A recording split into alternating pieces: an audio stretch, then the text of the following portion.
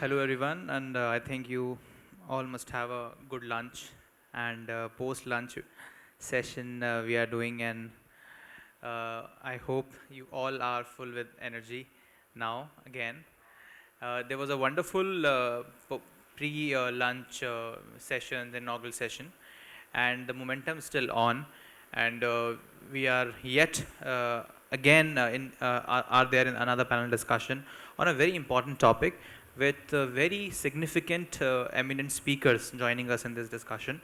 This discussion is about global partnerships for shaping the vision of a new Uttar Pradesh, of the new India. When the theme of the event is about taking UP towards a $1 trillion economy and contributing in the vision of Prime Minister of taking India to become the $5 trillion economy, global partnerships become very important. And global partnership, when we talk about UP is attracting global audience in various sectors, be it industry, be it tourism, be it startups. From every side and every corner of the world, people are attracted towards Uttar Pradesh. And how UP will achieve this vision of global partnerships and finally will achieve the vision of becoming a $1 trillion economy, we'll be discussing in this discussion. So first of all, our session chair, Mr. Mukesh Kumar Meshram, who is Principal Secretary of Tourism and Culture Department, also the Religious Affairs Department, and also Director General of Tourism in Government of Uttar Pradesh. He is here with us, and we all know how well Uttar Pradesh is doing in terms of tourism development. When you can see there are new international venues are being developed, like Ayodhya, like Mathura, Vrindavan. They were there from several years. One of the oldest cities like Banaras. So UP is having a global tourism destination, but over these last few years, these destinations are getting a lot of search, a lot of popularity in the global audience. And why this is happening so, we'll be getting to know from Mr. Mukesh Kumar Meshram, who is looking after tourism of Government of Uttar Pradesh, and he has a presentation to make. So I'll request Mr. Mukesh Kumar Meshram to kindly deliver the session chair address and kindly make a presentation from the dais. A round of applause for Mr. Meshram, please.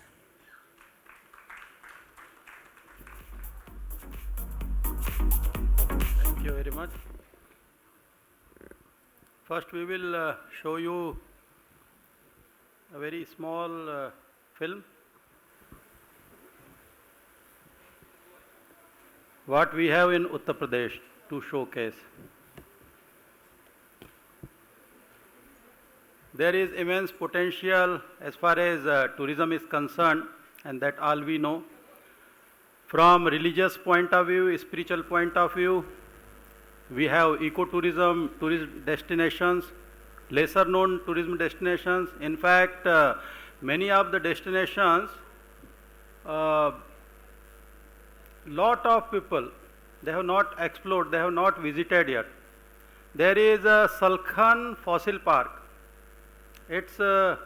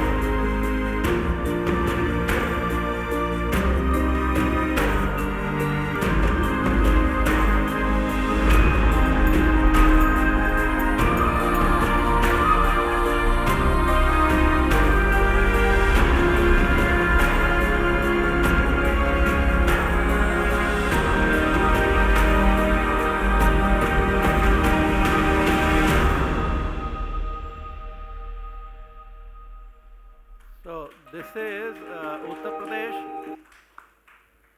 It's full of energy, full of cultural elements, spiritual elements, and one must visit these places. That's why our tagline is जिसने UP नहीं देखा उसने India नहीं देखा. For sure, means lot of cuisines. We have cuisine trail in Bundelkhand, Audi cuisine is there. In eastern UP, there are different kind of cuisines and so many sweets available in Uttar Pradesh. A few places, destinations, they are just known for these sweets. Peda, people know that Mathura ka peda, but there is Malwa also. In Fatehpur district, Malwa ka peda. It's different taste altogether. So likewise, we have number of destinations. As I was mentioning about Salkhan Fossil Park, it dates back to 1.4 billion years ago. And US has fossil park 50 million years old.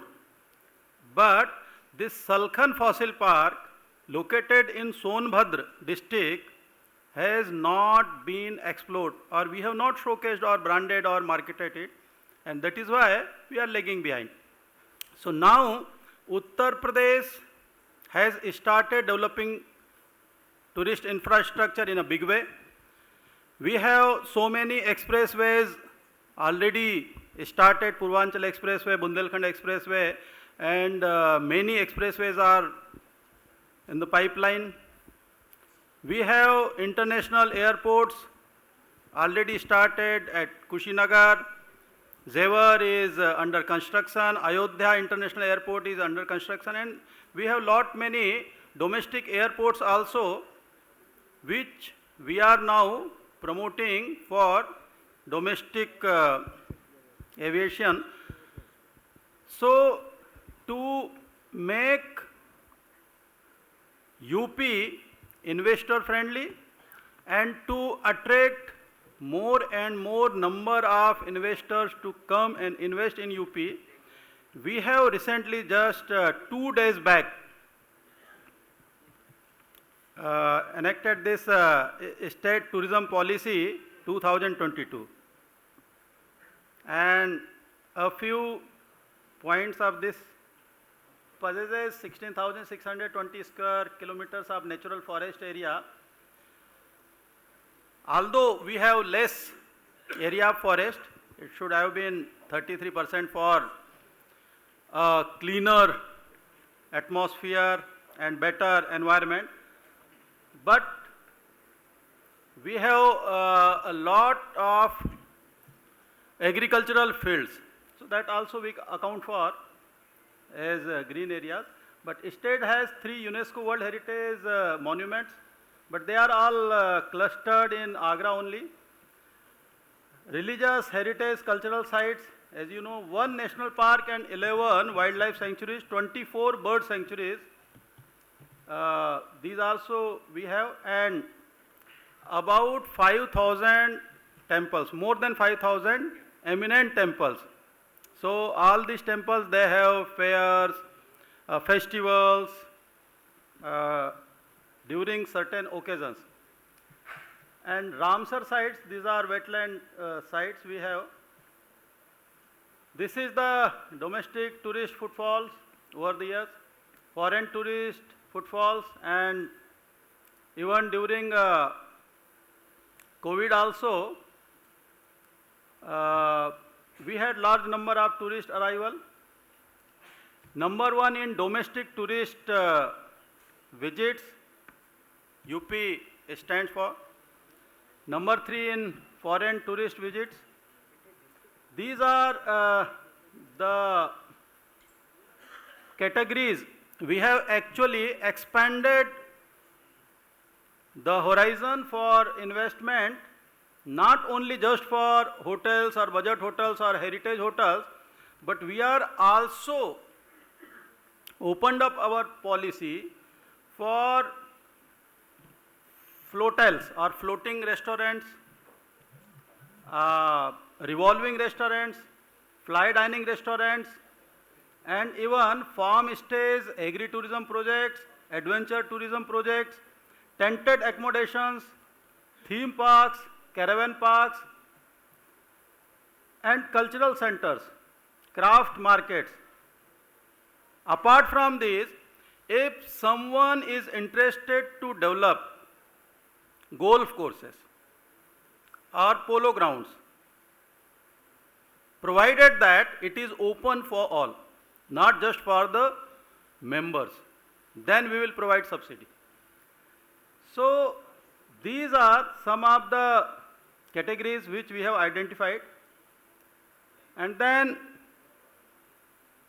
these are the thematic tourism sectors: heritage, art and culture tourism, spiritual, religious, which I have already mentioned, nature and wildlife tourism. Recently we have also established Uttar Pradesh Eco-Tourism Board, so that we promote our eco-tourism sites. We have Dudhwa, Katanya Ghat, Sohgi Barwa, Kishanpur, and newly coming up new Jim Corbett, that is Amangarh in Bijnor district. Shortly we will start it. Then we have Ranipur in Chitrakoot. Adventure tourism also, people can join this. Wedding tourism. Recently a group from Mexico, they visited us. They are interested to start wedding in Indian style, bringing some tourists here because they are interested in getting the weddings, destination weddings in Indian style. Though we know that Indian weddings are different kind of weddings, and everybody knows about its gaiety, its the magnanimity and everything. So that is how we will promote. So for this, we have already started developing a few sites identified in Bundelkhand region. There are palaces and forts available with us. Recently, when we did survey, 31 such monuments we have identified. These are the circuits, 12 circuits. We have added additional number of destinations also in it. Out of 12, 8 we have religious and spiritual destinations. Special incentives for heritage hotels. Any building constructed before 2016, and if that building is built before 1950, it is heritage building, whether it be Haveli, palace, Kothi or any old house. If somebody is interested to convert it, that property as a heritage hotel, we are ready to provide them 25% subsidy on capital cost. But the condition would be, he should not change the architecture or the overall structure of that building. They can do renovation, they can add certain elements, but the original architecture should be intact.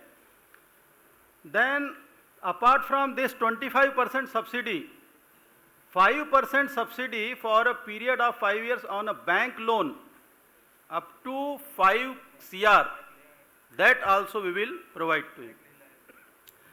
100% exemption on stamp duty and land use conversion, 50% reimbursement on excise license fee of first year. Only for 1 year this fees will be available. Capital investment subsidy, we have earlier it was 15% for the hospitality units. Now we have increased it to 25%. And even earlier the eligible capital investment limit was very less. Now we have increased it to any amount. Even for a project like 500 CR plus, we are ready to provide him 10% subsidy, but ceiling obviously everywhere we have fixed up the ceiling. In addition to what we have mentioned, 5% subsidy to women entrepreneurs for unserved destinations. The destinations we are focused tourism destinations, but star category hotels are not available there, and if the entrepreneur is women, certainly 5%, so it will be 30% subsidy available to her. Then interest subsidy that I have mentioned about heritage hotels, but this is for other units also. Industry status to hotels and resort, it's partial status, like only hospitality units registered with tourism department and categorized under certain star category hotels, then this electricity dues will be charged on the basis of industry. Other facilities like water tax, sewer tax, it can be availed by any other tourism units. Stamp duty, land conversion and development charges, employment generation, yes, 100% reimbursement will be given for 5 years on EPF expenditure. Revival of scarce art and culture. For dying arts also, any organization, any individual, if they are ready to basically regenerate or they want to develop certain kind of mechanism for the sustainability of dying arts, cuisine for that matter, or some folk art, folk dance forms, then we will make them available 5 lakh rupees one-time grant without asking anything. They just can avail this amount, and then they further develop some kind of training or some kind of like ICT enablement, one-time assistance of 25% of the cost of procuring equipment. What we have done, people who are ready to basically invest in some kind of IT interventions for museums, for e-tourism, or some mobile app, or some kind of equipment procurement to develop these things, they will also get this subsidy. Skill development, support to responsible tourism, infrastructure development, and all these facilities. So we have made it more lucrative and even more investor friendly, so that UP becomes hub of various activities. Otherwise also it has become happening state these days, so many activities we are organizing under tourism banner. So these are the steps to avail incentives. Yes, there are certain lacunas as well as constraints and problems also being faced by the investors, like to get approvals and to get different kind of licenses. That certainly we will try to address. So for that, at district level, we have formed district policy implementation units under the chair of district magistrate, and periodically he will convene that meeting to address the problems or to resolve all the issues being faced by the investor. Likewise, at state level also, we have provided state level policy implementation unit, and that will be looked after by IIDC as well as Principal Secretary or Additional Chief Secretary Tourism, so that the kind of problems normally investors face from different departments, they will be reduced or sorted out to quite some extent. Thank you very much. Thank you so much, sir. These slides actually have enlightened us that how UP has made the policy in such a way that not only in domestic but the global tourism aspects to be increased and developed in Uttar Pradesh, and these some really innovative ideas like wedding destinations and such ideas actually they give new dimensions to tourism, and hats off to you and the department. I think, sir, you have to leave from here, or will you be here with us in this discussion? You have to leave. So, sir will have to leave. So, I request mentor to be presented to sir, please. I request Gaurav Srivastav to kindly join us on stage and present the memento to sir. A round of applause for Principal Secretary Tourism of Uttar Pradesh.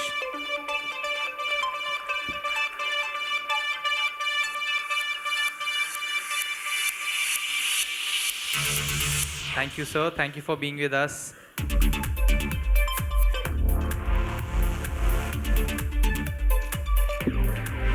So after this wonderful presentation about the tourism industry and how globally tourism is reaching to the people, it was a insightful presentation by Mr. Mukesh Kumar Meshram. And now we'll be starting the discussion. So the timer is showing only 7 minutes or some seconds are left, but we'll be having around 20-25 minutes of discussion with our eminent stakeholders here. And first of all, I would like to start with the stakeholder, one of the most important stakeholder which deal with finance. So everything is possible if there is a finance behind it, if there is a budget behind it, if there is a banking ecosystem behind it. So we have here the Executive Vice President and Head of Government Business in Axis Bank, Mr. D.K. Das. He is a very prominent and one of the most popular speakers, and it's a pleasure to have you here, Mr. Das. So would like to know from you, Mr. Das, that what role can a bank, institution like a bank play in harnessing the global partnerships to shape the industrial division of a state like Uttar Pradesh? So first, thank you for calling us here. We are a pretty strong group of people who have come from Axis or erstwhile UTI Bank.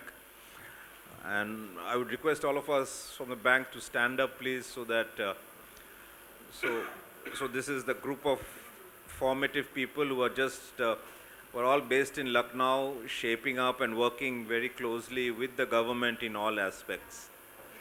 So, to this question as to how the bank can play a role or does play a role with the sovereign or the mini sovereign, as you call it, the state, I think was very aptly answered by today by Avinash Avasthi when he said that besides financing, there's an ecosystem around which bank plays. So today, as we grow or as we go about expanding our branches in UP and we are closely about 350 branches, and as we keep on expanding ourselves into the hinterland part of UP, that by itself is an expansion. When that expansion happens and COVID has realized the importance of digital automation, it has also fairly imbibed in us as to how bank and technology and solution at the last mile can play its own role. Today, when we have a lot of the schemes which comes out from the central government, or what we call it as an sponsored schemes or sectorial schemes coming out under various prime ministers' yojanas, a lot of the DBTs that keeps on happening are today automatically transferred to the last mile. So that by itself is a success of technology. So today, if we replicate all of this and coming and bring it into a nutshell, which is UP, and the Mahal which is getting created completely now with solid infrastructure, technology platforms in place, and the banking enablement in terms of be it on the lending side, be it also on the expansion side of the business as we retailize and granularize the whole process, we would be a very strong contender as we work with the state for the $1 trillion economy. So the state also has a role to play. So the role, as we keep on expanding our business, one of the fair share of the state which can play is also to bring in a balance between the public sector banks and the private sector banks in terms of how it works out. Today, banks are actually pretty hungry for deposits. I mean, today if you look at whatever is happening in a very interest sensitive world. So, and the government deposits are fairly strong from that perspective. So I would request the UP government also to keep us in mind as a private bank and have a level playing field, and we would be walking hand in hand with the state government to fulfill its dream of reaching a $1 trillion economy. So that's all I had to say. Thank you so much, Mr. Das. And I think you have rightly mentioned that banks, institutions like bank have a really great role to play. And I think Axis Bank would definitely add on to the this vision of UP to become a $1 trillion economy. Thank you very much. And when we talk about bank, I think let me move towards the World Bank. And we have lead public sector specialist Rajni Bajpai here with us. Rajni, government takes a lot of efforts in reaching out to their visions of industrial development, different aspects, different areas. But do you think there are some areas where they still, have to, there still might be some gaps which an organization like World Bank can, when a World Bank can chip in and can fill those gaps. Can you just explain us something about that? Thanks, Kartik. A pleasure to be here. And just for those who do not know enough of what we do, so we've been partnering with the UP government for as far back as I can know. I myself have been working in UP since I think 1998. So we have a very, very strong and long relationship with the government of UP. But as Kartik just mentioned, apart from lending, of course we have a large lending program in various sectors, and UP has an excellent track record of implementing some of the projects. But some of the things about UP which everyone knows and yet we don't think of it in that spirit is how important and powerful UP is as a state to the development of India and at large to the world economy. Because so many statements fit UP. For example, it's the world's largest subnational democracy. 1/6 of the world's poor live in UP. What UP does in the country is going to have a direct impact, and the 1 trillion economy figure is coming from the governments of India's 5 trillion economy. And that can never be achieved if UP doesn't get there. So while we do lending, and we are one of the lending institutions, but we pride ourselves in being a development bank, which means that we do have a very, very strong knowledge sharing base, bringing in international best practices, and doing a lot of analytical underpinning to the work that happens in the state. And stemming from there, a couple of things I want to say in response to your question was, while I heard a lot today about the growth numbers and UP has to achieve a growth rate and get to the 1 trillion economy, I have absolutely no doubt, if not by 27, by some 28, 29, it'll get there. But the more important question for us is that this growth needs to be inclusive. This growth doesn't have to be limited to the Noidas and Lucknows of UP, because the word that has been missing is inclusive, convergence. Are we looking at all the people, all the backward districts, and what policies and systems are we putting in place to ensure that UP develops as a whole and not in parts? So that's one. And the second related question is that there have been a lot of road shows and investor conferences in the past. Some very big MOUs have been signed. I myself have attended the previous investor conference that happened and the one before that. It would be a good idea to look at not just the numbers that are signed and the numbers we are targeting, but how many of those have actually fructified and how many of those have brought in investments. And it'll be good to put in place a robust monitoring and evaluation plan for all the schemes and all the investments that we are talking about now. And my last comment would be about building a resilient economy. I mean, world over, we've seen that even the best of economies in Europe and US stumbled with this one international event, COVID. And all economies have realized how fragile their systems were. And now the new buzzword everywhere going forward in terms of growth is not just growth, but a resilient growth. And in order to do that, we'll have to ensure that there are very robust and strong procurement systems, financial management systems, delivery systems, IT systems that can deliver in situations like that, because going forward, the world order in which we live, it's going to have one episode or the other.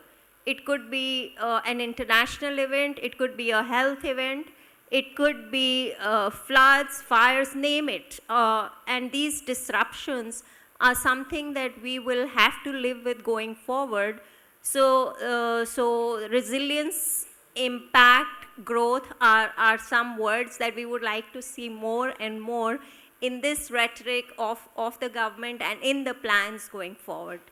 Let me just stop there. Happy to take any questions. Thank you. Thank you so much, Rajni. I think it's great to know, good that you got some applause for this. And it's actually great to know that apart from lending, a lot of things and great role World Bank can play in the socio-economic development of a state like Uttar Pradesh. And next, I would like to come to you, Juliane. Being a program director of German Accelerator and program lead for Europe India InnoCenter, as far as I know, you have also been associated with T-Hub in Telangana, which is one of the successful examples of incubation and startup incubation and promotion. So my question to you is around the startup only, that how you are planning to promote the European startups in India, and how can you can develop a startup ecosystem having these European, and how international startups can join in the Indian startup ecosystem. So your take on that, please. Yeah, thank you for the question and thanks for having me. So what we are working on is to bring startups from the European Union across various sectors, including sustainability topics like clean energy, clean tech in general, as well as mobility, logistics, healthcare and life sciences and emerging technologies to the Indian market that really add value here. So we're really doing some deep analysis when we're selecting the companies, that we're not bringing topics that are me too, but that are deep in science and that do add value and that people want to pay for. And sometimes, European technologies can be a little more expensive, so we need to work extra hard to make clear why an extra euro may need to be spent on them. We work a lot with the startups in understanding what Indian customers really want. We guide them through a full process of understanding what the problem here really is, how it may be different from the European version of this problem, which stakeholders are involved in solving this problem, and then how do you articulate this solution to this audience to ensure that they are willing to spend rupees on this technology. And then we guide them through the process and validation, connect them to partners here, to customers here, to really understand what people want before they actually take the decision to enter the market. And then we offer more hand-holding along the process in setting up a business or hiring people here, and everything that may need to be done. That could also include manufacturing here, and I think this is where UP could play a great role in it. We often work with large corporates, but we more and more see, especially on the sustainability side, that even small and medium businesses want to improve on that front, and we specifically look for solutions there that are affordable for these kind of audiences, or that can be established in a collective way, so that collectives of SMEs could afford them together.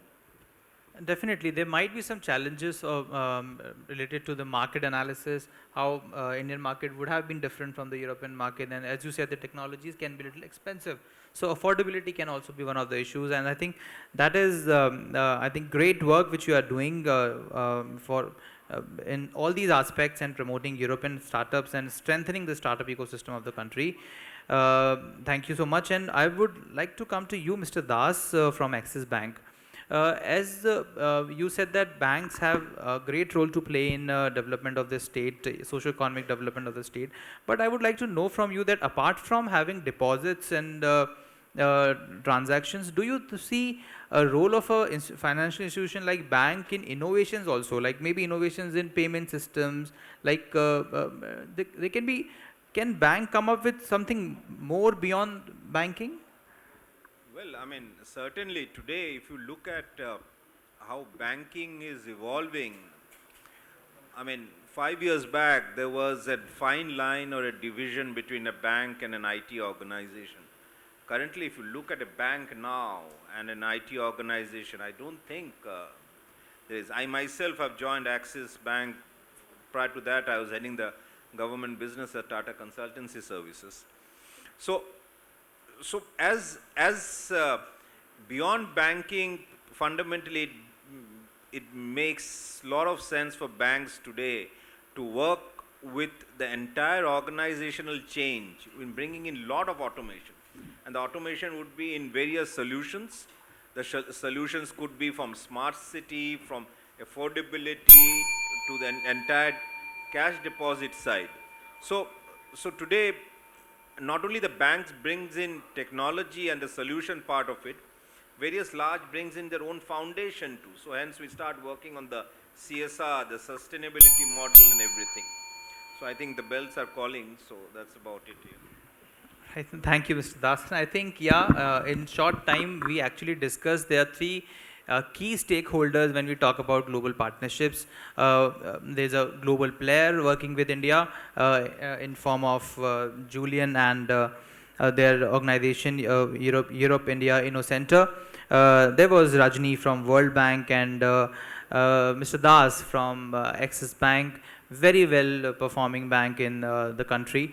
So we had great ideas from these stakeholders, and I think we can take it as an outcome that yes, global partnership are very important in shaping a socio-economic development of a state. And when Uttar Pradesh looks towards becoming a $1 trillion economy by 2027, which is the theme of this event, I think global partnership becomes very crucial, and there is a bright future for global partnerships, as we can hear from these stakeholders talking from the dais. So here we will wrap up this session. A short, crisp and very important and interesting discussion happened, and here I close this panel discussion. Thank you so much.